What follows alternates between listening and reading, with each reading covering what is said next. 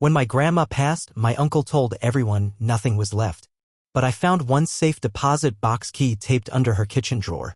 Inside were bonds, heirlooms, and a letter that began, "If you're reading this, someone's lying." I took photos of everything. At the will reading, I handed them out. My uncle didn't stay for dessert. I wasn't ready when Grandma Marion passed. I knew it was coming. Her health had gone downhill after her second stroke, but I still wasn't ready. She was the one steady thing I had left.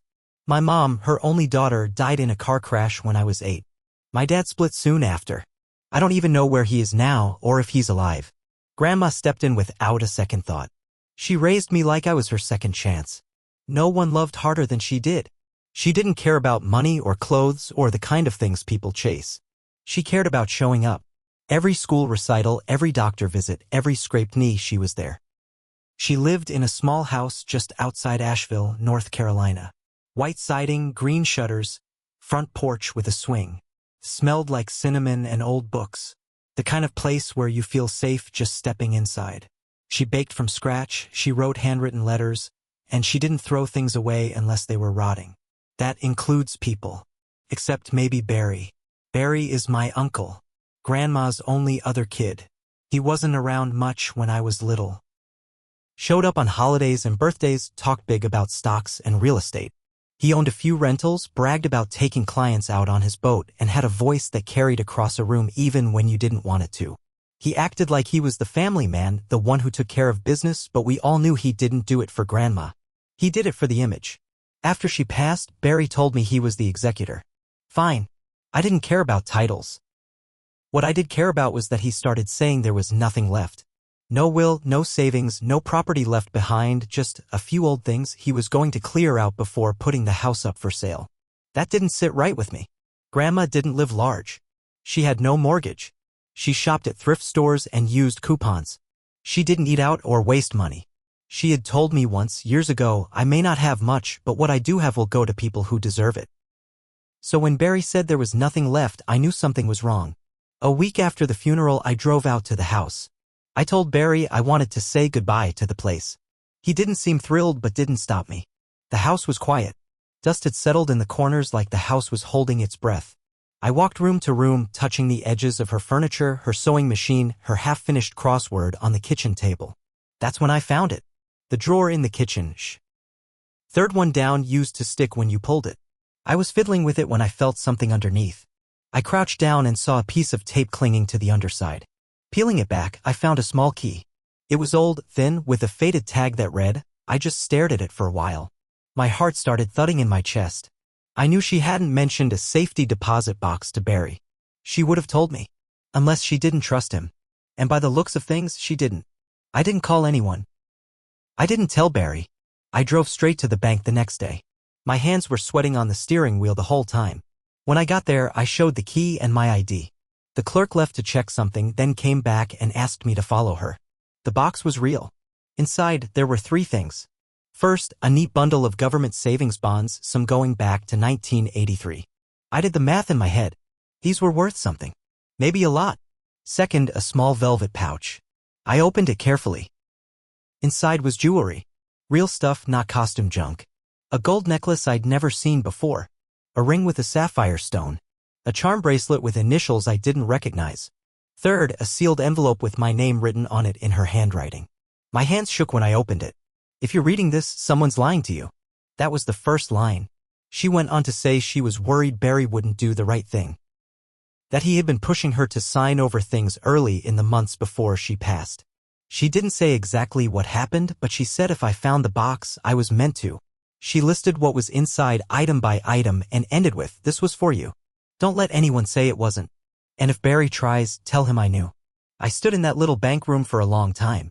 Then I took out my phone and started taking pictures. Every bond, every piece of jewelry, every page of that letter. I took my time. I didn't take anything with me. I locked it back up and kept the key. The will reading was a week later. Barry had arranged it with 2 attorneys in a small office near downtown. I showed up in a black shirt and jeans. Barry wore a blue blazer like he was going to a golf tournament. His wife Janice was there too, all tight-lipped and shiny. The lawyer read the will. The house? Barry. The car? Barry. Anything else of value? Barry said there wasn't any. I let him finish. I let him gloat. I let him lie.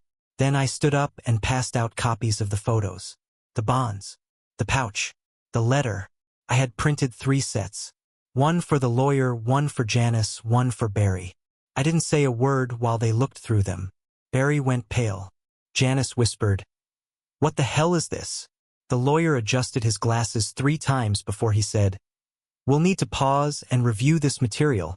Barry tried to speak, but I cut him off. I said, "Grandma knew. That's all I'm gonna say." He stood up and walked out. Didn't even look at me. He didn't stay for dessert. After the will reading blew up in his face, Barry didn't call me. He didn't text. Nothing. 3 days later, I got a letter in the mail. No return address, just my name in all caps. Inside was a single typed page that said, "That box was planted. I know what you're doing. You won't win." No signature. Just that. I laughed. Not because it was funny, but because it was pathetic. Barry thought this was some kind of game and that warning me like a bad movie villain was going to scare me off. It just made me dig deeper. I went back to the bank and asked for a full inventory of box number 37, including the date it was first opened and who had access. The clerk was hesitant, said I'd need legal proof of rights. So I brought Grandma's letter and the will copies from the lawyer, showing that Barry had lied about nothing being left. Turns out the box had been opened once since Grandma passed by me. Before that, the last activity was 8 years ago. The name on the file? Marion Turner. No Barry. I called the estate lawyer and handed it all over. He agreed the will was valid, but so was the letter. If Barry had known about the box and failed to report it, that could be considered fraudulent concealment, especially since the will split all remaining assets between us. So now I had legal ground to stand on. The lawyer sent Barry a formal letter demanding he disclose all financial activities related to Grandma's estate. Bank accounts, insurance, property deeds, anything. And just like that, more cracks appeared. Turns out Barry had emptied one of Grandma's small retirement accounts 2 weeks before she died. The paper trail showed a family reimbursement withdrawal for over $18,000. Reimbursement for what? No one knew. There were no medical bills unpaid. Grandma had Medicare. Her hospice care had already been handled. The lawyer froze the estate process right there. We filed for a full audit. That's when Barry got desperate. He started calling me at night. First it was just messages. "We need to talk. This isn't good for the family. Think about what she would have wanted." Then the tone changed. "You're really gonna throw your own uncle under the bus for a couple of old bonds? Don't push this. You don't know what you're doing. You want to end up with nothing? Keep going." I didn't respond. I kept all the voicemails. A week later, Janice, his wife, called me. She sounded different. Tired. Shaky. She said, "I didn't know about the account. He told me your grandma gave him the money early as a gift. I didn't know about the deposit box." I swear to God. I told her I believed her. And I meant it. Janice wasn't smart enough to pull this kind of thing off. Barry was the planner. The one who always thought he was 5 steps ahead. But not this time. After Janice's call, things moved fast. Barry tried to stall, but the audit found more. He'd sold off some of Grandma's old collectibles without reporting them. A coin set from the 1940s. Some antique furniture. Claimed it was junk, sold it to a friend for a few $100s. The same friend turned out to be a fake name tied to one of his rental properties. He even cashed in one of her life insurance policies a week after her stroke, before she passed. Now we were dealing with more than lies. Now it was criminal. The estate lawyer reported everything to the local probate court. Barry was slapped with a court order and told to produce full documentation. His assets were frozen. The DA's office opened an investigation. I thought that would be the worst of it. I was wrong. 2 days later, someone broke into Grandma's house. They didn't take anything, there wasn't much left to take. But they trashed the place. Broke every dish. Tore up the floorboards in the bedroom. Smashed the picture frames still hanging in the hallway. The only room left untouched? The kitchen. And taped to the same drawer where I found the key, someone left a note, "Still think you know everything?" The break-in rattled me more than I wanted to admit. It wasn't just vandalism, it was a message. Someone had gone looking for something, but they left that note to rattle me. To let me know this wasn't over. I drove straight to the police station with the photos and the note. The officer I spoke with was polite, but he looked tired. Said it was probably just some neighborhood kids. Even though I told him about the court case, the estate, everything, still I filed the report. I sent copies to the estate lawyer. He took it more seriously. He said, they were looking for the original documents, the bonds, the letter. Luckily, I had everything stored at his office now. The originals were locked in a fireproof cabinet, but whoever broke in didn't know that. I started watching my back, checking my locks twice. I even bought a cheap camera doorbell off Amazon and installed it at my apartment. It felt paranoid, but I didn't care. That's when something strange happened. I got a message on Facebook from a name I didn't recognize. Michelle H. She had no profile picture, barely any posts, but the message was short. I knew your grandma. I know what he did. I stared at it for an hour before replying. I finally wrote, who are you? No response. Not that day. Not the next. Then 2 nights later, she messaged again. He came to my shop 3 years ago. She didn't want to sell. He forged her name. That was it. I messaged back, asking for more anything, but she stopped responding again. I was about to write it off as someone messing with me when I decided to check something. Grandma used to talk about an antique shop on the edge of town. Said she'd go there sometimes to browse, not buy. Said she liked the lady who ran it. I drove there the next day. A little place called Cedar Lane Antiques, just outside town limits. There was a closed sign in the window, but someone was inside. I knocked. A woman in her 60s opened the door. Gray ponytail, hands covered in dust and polish. She looked me over like she didn't trust me, then asked, you Marion's girl? I nodded. She let me in. Her name was Michelle Harlan. She didn't do Facebook. Didn't even know she had an account. Her granddaughter had set one up years ago using her email. When I told her about the message, she looked confused. Then she said, I didn't write that, but it's true. She told me Grandma had brought in a jewelry box once. Wanted it appraised. Not to sell, just to see if it was worth passing down. Michelle had done it for free. Grandma had left happy. But then, a few weeks later, Barry showed up. He came in with papers, she said. Said she was liquidating for estate planning. Had some things she wanted sold off fast. I didn't question it. He had her signature. Even talked like he knew what everything meant to her. Michelle sold a few pieces. Paid him cash. Later, when she saw Grandma again, months later, she asked how the money helped. Grandma looked confused. Said she never sold anything. She was too proud to press it, Michelle told me. But I knew then. Something wasn't right. Michelle gave me her records. The receipts. Barry's name.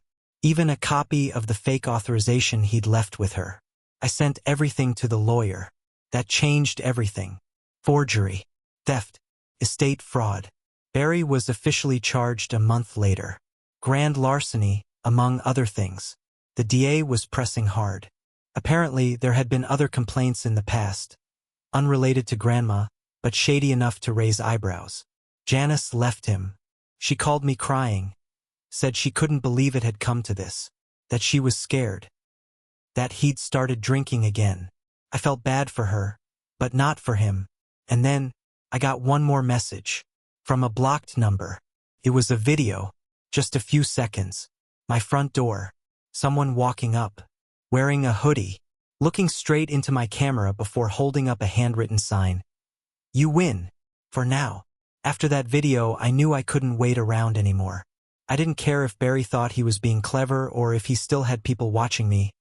I was done being on defense. I went straight to the lawyer's office and told him I wanted everything pushed forward. No more delays. I wanted full probate court review. I wanted Barry exposed in front of a judge, in public, with every photo, every forged paper, every voicemail played loud enough for strangers to hear. The court date was set for August. I didn't sleep much leading up to it. My stomach was in knots, my chest tight every time I thought about walking into that courtroom. But the fear wasn't about facing Barry. It was about facing what this family had become. The day of the hearing, Barry showed up in a wrinkled shirt and no tie. He looked like he hadn't slept in weeks. His lawyer looked worse, like he knew they were about to lose, hard. The judge listened to everything. I sat on the stand and walked through every detail. I read Grandma's letter out loud, hands shaking. Barry tried to argue she had dementia, that I had gotten to her before she died. That the letter wasn't valid. But then Michelle took the stand. Calm. Firm. She told the truth about the forged sale, the jewelry, the signature that didn't feel right but looked close enough. The receipt she kept with Barry's full name printed and signed. Then came the bank records, the early withdrawals, the property sales, the fake buyer tied to Barry's business account. One piece after another landed like bricks. By the end, the judge didn't even hesitate. Barry was removed as executor, charged with criminal fraud, ordered to repay the estate every dollar. And the judge made it clear, if he couldn't, jail was next. But it didn't stop there. Janice testified too quietly but clearly. She admitted Barry pressured Grandma to gift assets early, that he told her to keep her mouth shut when the bonds were found, that he said, "What she doesn't know won't matter once she's gone." The court gasped. I almost did too. Afterward, I stood outside the courthouse and watched Barry walk out, not in cuffs but close. He didn't look at me, didn't say a word. 3 months later, he was convicted. 2 years, state prison. Maybe not a lifetime, but enough to make it matter. Janice filed for divorce. The house was sold. The money was returned. And I kept every bond, every heirloom, and Grandma's letter in a locked case. But here's the part one haven't told anyone. The day after Barry was sentenced, I went back to the house. Just one last time. It was empty. Clean. Quiet. I walked into the kitchen, opened that same drawer, and checked underneath. There was another key. Smaller. Brass. No tag. I took it straight to the lawyer. We tracked it, took a while, but we found it matched a second safety deposit box in a different bank. One Grandma never mentioned. Inside? Just one envelope. Inside that, a single sentence handwritten by Grandma. Trust is earned. You passed. And taped to the bottom? A check. Made out to me. For $38,000. Her real savings. The part no one knew about. Not even Barry. I cried in the parking lot for a long time that day. Because I realized she knew how bad it could get. She'd planned for all of it. Even this. And I'd made mistakes too. I'd waited too long to speak up. I let Barry take control too early. But in the end, I did the one thing she wanted. I didn't let him win. Not then. Not ever.